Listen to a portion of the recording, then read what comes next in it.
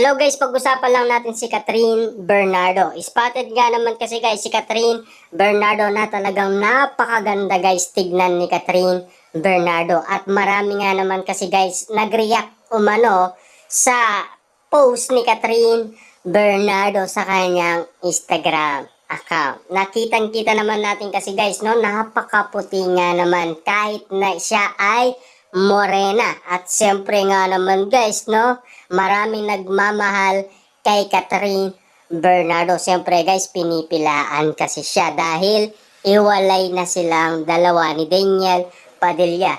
Ngayon nalaman guys ni Catherine Bernardo ang mundong makulay nga naman kasi.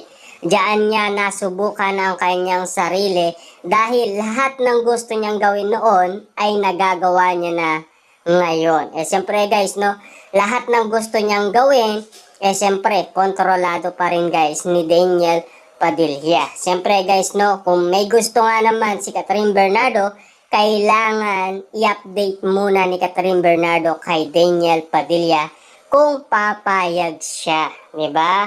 Siyempre guys, alam naman natin kung ano ang sitwasyon ni Catherine Bernardo sa kanilang dalawa ni Daniel Padilla. Kaya nga naman guys, alam lahat yan guys ng nasa media kung bakit nga naman napakaigpit ni Daniel Padilla kay Catherine Bernardo dahil very protective lang daw siya. Pero kung sino pa ang very protective guys, siya pa yung nakasakit sa kanya, 'di ba?